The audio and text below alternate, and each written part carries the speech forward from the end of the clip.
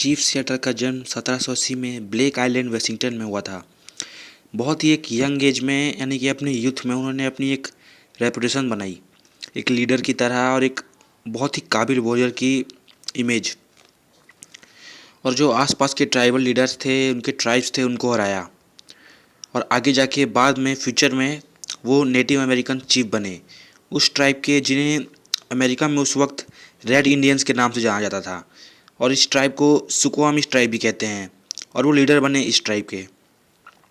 पर अब जो अमेरिकन गवर्नमेंट है, उन्होंने चीफ सेटल की ट्राइब यानी रेड इंडियंस को एक लैंड ट्रीटी प्रपोज की, यानी एक एग्रीमेंट जिसमें उन्होंने उनकी ज़मीन खरीदने को कहा और उन्हें रहने के लिए जगह भी देंगे, ऐसा वादा किया। चीफ सिएटल की ये जो स्पीच है अब वो है एक रेस्पॉन्स, एक रिएक्शन चीफ सिएटल का इस ट्रीटी के बारे में। तो क्या है इस स्पीच में, let us know. Chief Seattle की ये जो स्पीच है उन्होंने 1854 में दी थी। और वो जो स्पीच दी थी उन्होंने, वो थी लूसोट सी लैंग्वेज में, क्योंकि ट्राइबल भाषा है रेड इंडियंस की और आसपास की ट्राइब की, जो उस समय एग्जिस्ट करती थी पर अब नहीं करती है। और इस स्पीच में, और स्पीच को इंग्लिश में ट्रांसलेट किया है डॉक्टर हेनरी ए स्मिथ ने। और इसीलिए स्पीच के most of the original parts या तो ट्रांसलेशन की वजह से बदल गए हैं या फिर लॉस्ट हो गए हैं, पूरी तरह से खो गए हैं। क्योंकि कोई भी राइटिंग टेक्स्ट हो या कोई भी राइटिंग आर्टिकल हो, अगर जब एक लैंग्वेज से दूसरे लैंग्वेज में फुल्ली ट्रांसलेट नहीं किया जा सकता है, तो इसीलिए स्पीच के मोस्ट ओरिजिनल पार्ट्स लॉस्ट हो चुके हैं। चीफ सिएटल आसमान की ओर पॉइंट करके कहते हैं कि यही वो आसमान है जो सदियों से हमारे लिए सिंपैथेटिक रहा है और कभी भी नहीं बदला, पर शायद कल को ये बदल सकता है। आज भले आसमान साफ हो, पर कल को इसमें काले बादल छा सकते हैं। चीफ सिएटल यहाँ पे ये कहना चाह रहे हैं कि स्काई, नेचर, आसमान जो हमेशा रेड इंडियंस ट्राइब के लिए दयावान रहा है, सिंपैथेटिक रहा है, वो वाइट अमेरिकन्स की रैपिड डेवलपमेंट की वजह से इफेक्ट हो रहा है, बदल रहा है। सिएटल फिर कहते हैं कि उनके शब्द उन स्टार्स की तरह हैं जो कभी भी नहीं बदलते। जो भी वो अभी बोलेंगे, वाशिंगटन में बैठे ग्रेट चीफ उन बातों पे उतना ही विश्वास कर सकते हैं जितना सूरज और मौसमों के आने पे होता है। सिएटल ऐसा कह के ये बताना चाह रहे हैं कि वाइट पीपल और उनकी इस ट्रीटी को लेकर जो उनकी सोच है, उनकी थिंकिंग है और जो उनका स्टैंस है, वो कभी बदलेगा नहीं। वाइट चीफ यानी आइजैक स्टीवंस, जिन्होंने इस ट्रीटी को प्रपोज किया था, कहते हैं कि ग्रेट चीफ ने हमें खुशियों और दोस्ती का अभिवादन भेजा है। ये हमारे लिए बड़ी मेहरबानी की बात है, क्योंकि हम जानते हैं कि उन्हें बदले में हमारी दोस्ती की उतनी ज़रूरत नहीं जितनी कि हमें है। उनके लोग बहुत सारे हैं, उनके लोग उस तरह हैं जिस तरह घास भरे होते हैं एक बहुत बड़ी ग्रासलैंड में, पर मेरे लोग बहुत कम। जिस तरह एक प्लेन में आए तूफान के बाद कुछ बचे कुचे बिखरे हुए पेड़ ही बचते हैं, मेरे लोग उन्हीं पेड़ों की तरह हैं।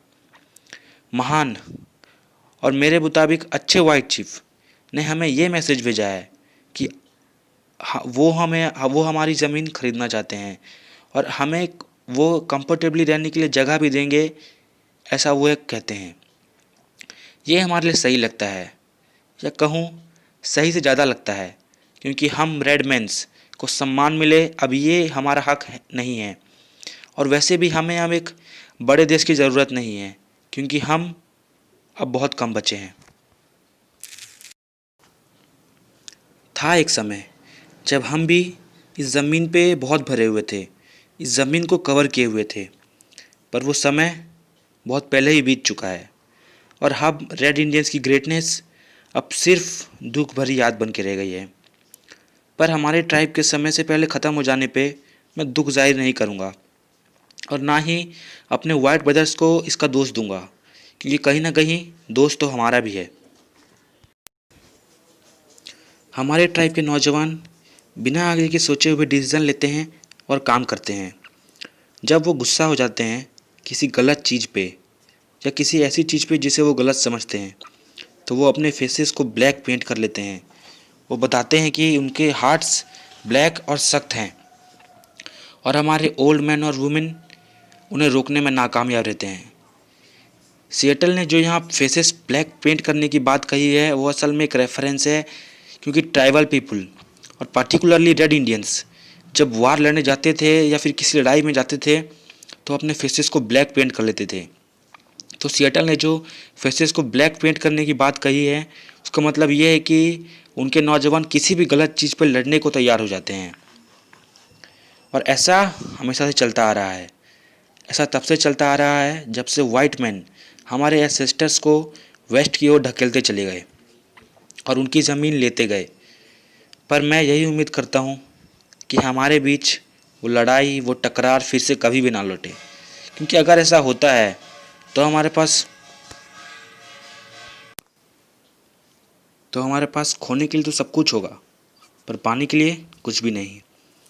यंग मैन, नौजवान बदले को एक जीत की तरह समझते हैं, फिर चाहे इस जीत में उनकी जान ही क्यों ना चली जाए। पर ओल्ड मैन जो वार के वक्त घर में रहते हैं और मदर्स जिन्हें अपने बेटों को खोने का डर रहता है, वो बेहतर जानते हैं कि बदला क्या होता है। हमारे अच्छे फादर जो वाशिंगटन में हैं, जिन्हें मैं मानता हूँ कि अब वो हमारे साथ साथ तुम्हारे भी फादर हैं, क्योंकि किंग जॉर्ज ने अपनी बाउंड्रीज और बढ़ा ली है नॉर्थ की ओर। तो मैं कहता हूँ हमारे ग्रेट और अच्छे फादर ने हमसे कहा है कि अगर हम वैसा करें जैसा वो चाहते हैं तो वो हमें प्रोटेक्ट करेंगे। उनके ब्रेव सिपाही हमारे लिए ताकत की मजबूत दीवार जैसे रहेंगे और उनके बड़े बड़े वारशिप्स हमारे किनारों को भर देंगे, ताकि हमारे पुराने दुश्मन जो नॉर्थ की तरफ हैं, हाइडास और सिम्सियान्स, हमारे वुमेन, बच्चों और बूढ़ों को डराना बंद करें। और तब असल में वो हमारे फादर कहलाएंगे और हम उनके बच्चे। पर क्या सच में कभी ऐसा हो सकता है? तुम्हारे भगवान हमारे भगवान नहीं हैं। तुम्हारे भगवान तुम्हारे लोगों से प्यार करते हैं और हमारे लोगों से नफ़रत। तुम्हारे भगवान बड़े प्यार से वाइट पीपल को अपने ताकतवर, स्ट्रॉन्ग, प्रोटेक्टिंग हाथों में रखते हैं और उन्हें हाथ पकड़कर चलना सिखाते हैं, जिस तरह एक फादर अपने छोटे बच्चों को चलना सिखाते हैं। पर वो अपने अपने रेड चिल्ड्रेन को भूल गए हैं। अगर सच में हम उनके बच्चे हैं तो हम ग्रेट स्पिरिट को ही अपना भगवान मानते हैं, पर अब वो भी हमें भूल गए हैं। तुम्हारे भगवान हर रोज़ तुम लोगों को और स्ट्रांग बनाते जा रहे हैं और जल्द ही तुम वाइट पीपल इस जगहों में भर जाओगे। सिएटल इस पैराग्राफ में सैड हैं कि उनके ट्राइब के लोग बहुत तेज़ी से ख़त्म होते जा रहे हैं। वो कहते हैं कि वाइट मैन के भगवान हमें इसलिए नहीं बचा रहे हैं क्योंकि वो हमसे प्यार नहीं करते। सिएटल बड़े ब्रेवली डिक्लेयर करते हैं कि अगर सच में हमारे फादर एक ही हैं तो वो ज़रूर पार्शियल होंगे, इसलिए वो तुम्हारे पास आए पर हमारे पास नहीं। उन्होंने तुम्हारे लिए बहुत कुछ किया पर हमारे लिए कुछ भी नहीं। चीफ सिएटल कहते हैं कि रेड इंडियंस और वाइट पीपल बिल्कुल अलग हैं। वह दो अलग रेसेस हैं, अलग अलग जगह से आए हैं और जिनकी डेस्टिनीज भी बिल्कुल अलग अलग है। आगे सिएटल अपने वर्ड्स पे और रोशनी डाल रहे हैं। वो कहते हैं कि रेड इंडियंस वाइट मैन से इसलिए अलग हैं क्योंकि वो अपने एंसेस्टर्स की बहुत रिस्पेक्ट करते हैं। उनके लिए अपने एंसेस्टर्स की राख भी बहुत पवित्र है। और दूसरी तरफ वाइट मैन अपने एंसेस्टर्स की ग्रेव से बिना किसी पछतावे के दूर भागते हैं। चीफ सिएटल ये भी मानते हैं कि उनके एंसेस्टर्स जो अब इस दुनिया में नहीं हैं, उनकी ब्लेसिंग्स और उनका प्यार हमेशा उनके लोगों के साथ रहता है। और वाइट पीपल सिर्फ तब तक अपने लोगों से प्यार करते हैं, तब तक उनके केयर करते हैं जब तक वो इस दुनिया में रहते हैं। सिएटल ये भी मानते हैं कि उनके डेड पीपल जो अभी इस दुनिया में नहीं हैं, जब भी किसी को दुखी, भटका हुआ मानते हैं तो वो इस दुनिया में वापस आते हैं उसकी मदद करने और उसे दिलासा देने। सिएटल कहते हैं कि दिन और रात कभी एक साथ नहीं रह सकते। जिस तरह सुबह होने से पहले छाई धुंध हट जाती है, उसी तरह जहाँ वाइट मैन आए वहाँ से मेरे लोग हटते चले गए। पर और कोई ऑप्शन ना होने की वजह से सिएटल कहते हैं कि ये ट्रीटी मुझे फेयर लगती है और मेरे लोग इसे एक्सेप्ट भी कर लेंगे। सिएटल जान गए हैं कि उनके दिन अब बहुत कम बचे हैं, इसलिए कहते हैं कि वैसे भी ज़्यादा फ़र्क नहीं पड़ता कि अपने बचे कुछ दिन हम कहाँ बिताते हैं। उनकी रातें बहुत अंधेरे होने वाली है, जिसमें उम्मीद का एक भी तारा नहीं चमक रहा है। सिएटल खुद को फंसा हुआ मानते हैं और कहते हैं कि उनकी बुरी किस्मत उनका पीछा कर रही है। वो कहते हैं कि जब भी वो डेथ की पैरों की आवाज़ें सुनते हैं, वो चुपचाप अपनी आंखें बंद करके अपनी मौत का इंतज़ार करेंगे, जिस तरह एक घायल हिरन करता है जब वो एक शिकारी की आवाज़ सुनता है जो उसकी ओर आ रहा हो। सिएटल ऐसा इसीलिए कह रहे हैं क्योंकि उनके पास और कोई रास्ता नहीं है और कोई ऑप्शन नहीं है उनके लोगों को बचाने का, क्योंकि आज न कल उनके लोग ख़त्म होने ही वाले हैं वाइट मैन के हाथों। सिएटल कहते हैं कि बस कुछ और रातें, कुछ और सदियों की बात है और फिर उनकी ट्राइब में से कोई एक भी नहीं बचेगा। और फिर बड़ी आयरॉनिकली कहते हैं कि पर मैं क्यों हमारे समय से पहले ख़त्म हो जाने पे दुखी हो जाऊं, निराश हो जाऊं। एक ट्राइब जाती है तो दूसरी आती है, एक देश जाता है तो दूसरा आता है, बिल्कुल एक समुद्र की लहरों की तरह, क्योंकि यही तो नेचर का ऑर्डर है और इसमें पछताना बेकार। सिएटल कहते हैं कि एक दिन सबको ख़त्म होना है, तुम वाइट पीपल को भी।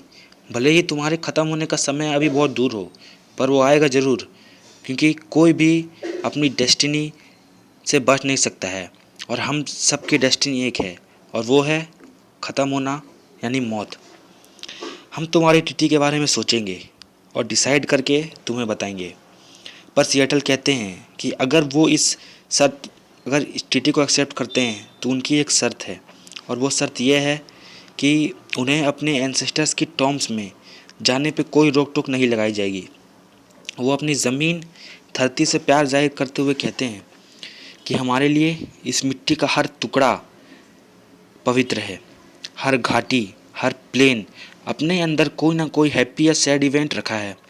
और कहते हैं कि यहाँ की मिट्टी जिसमें तुम अभी खड़े हुए हो हमें ज़्यादा प्यार करती है और हमें ज़्यादा प्यार से रेस्पॉन्ड करती है, क्योंकि इसकी मिट्टी हमारे पूर्वजों के खून से भरी, और इसलिए हम अपने पैरों पे कभी कुछ नहीं पहनते ताकि हम इस पवित्र मिट्टी की सिंपैथेटिक टच को फील कर सकें।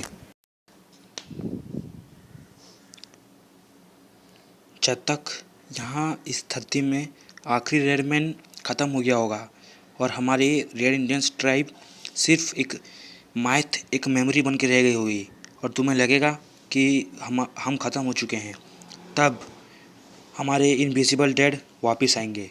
और जब तुम्हारे पोते सोचेंगे कि वो इस फील्ड पे, इस दुकान पे, इस किसी रोड पे अकेले हैं, तब वो अकेले नहीं होंगे, हम उनके साथ होंगे, क्योंकि इस पूरी दुनिया में ऐसी कोई जगह नहीं है जो सॉलिट्यूड को डेडिकेटेड है, जहाँ कोई अकेला रह सके।